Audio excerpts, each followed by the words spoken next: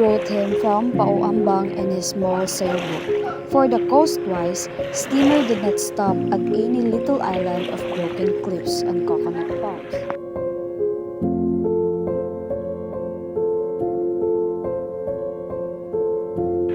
It was almost midday. They had been standing in that white glare where the tiniest pebble and fluted conch had become points of light.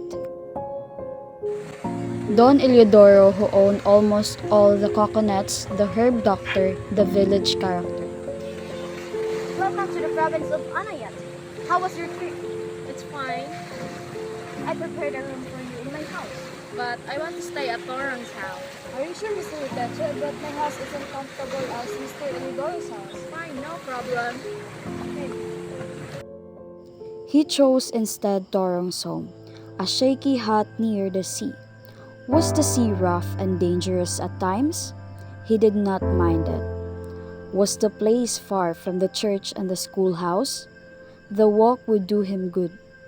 Would he not feel lonely with nobody but an illiterate fisherman for a companion? He was used to living alone, and they let him do as he wanted, for the old man knew that it was not so much the nearness of the sea that he desired, as its silence so that he might tell its secrets he could not tell to anyone else. Zeta, how was your new teacher? As he strode into the room, very tall and serious and polite, stood in front of us. And looked at us all over and yet did not seem to see us.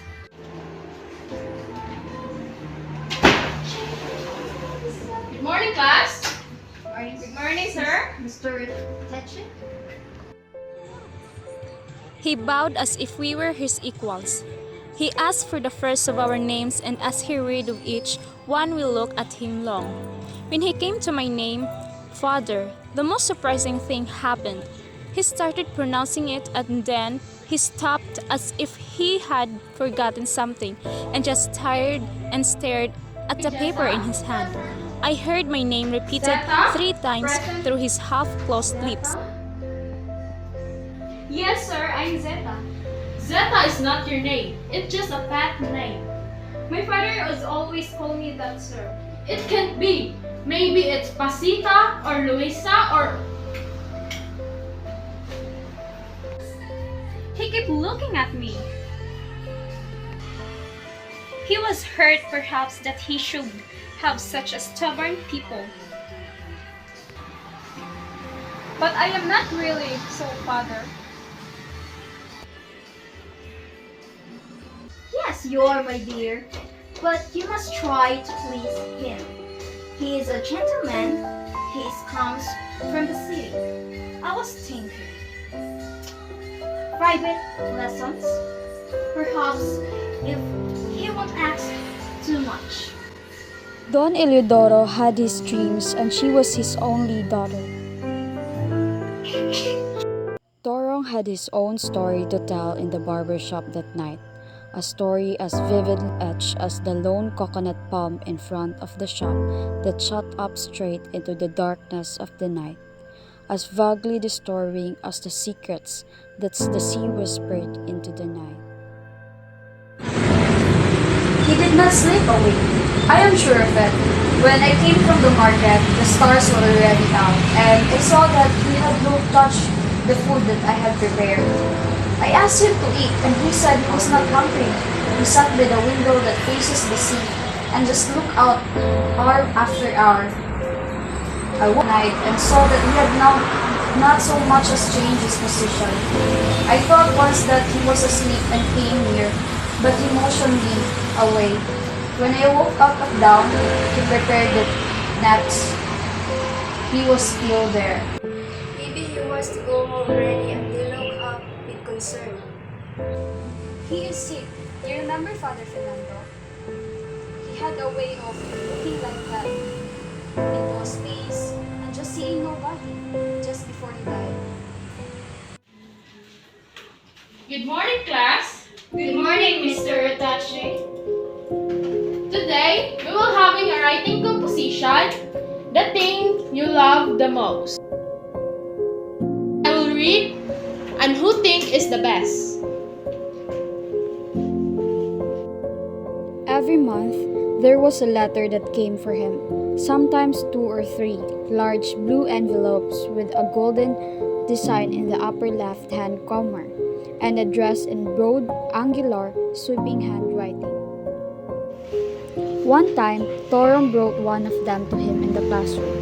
The students were busy writing a composition on a subject that he had given them. Good morning, Mr. Itachi. I have something for you.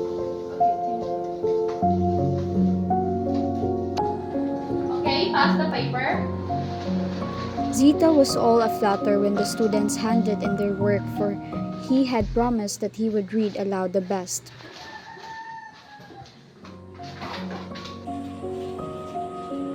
I did not know any better. Moths are not supposed to know. They only come to the light, and the light so inviting. There was no resisting it. Moths are not supposed to know. One does not even know one is moth until one's wings are born.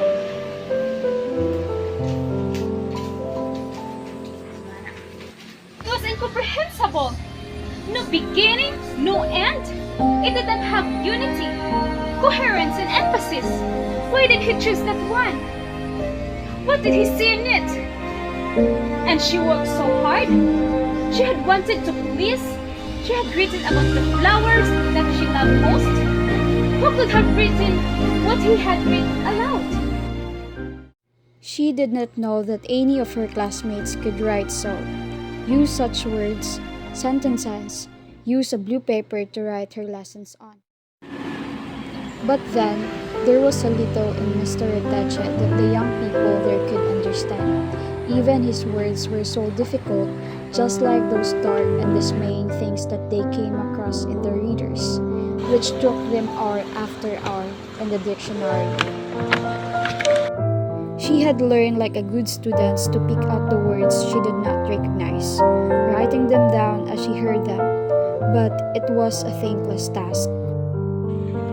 And what did such things as original sin, selfishness, insatiable, actress of thousand faces mean? And who were Circe, Lorelei, other names she could not find anywhere?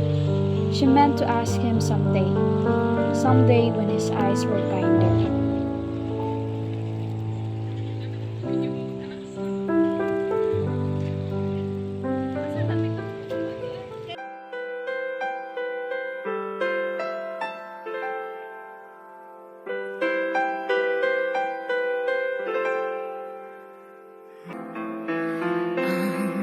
Sumpa mo sa akin na ang pag-ibig mo ay sadyang di magmahal.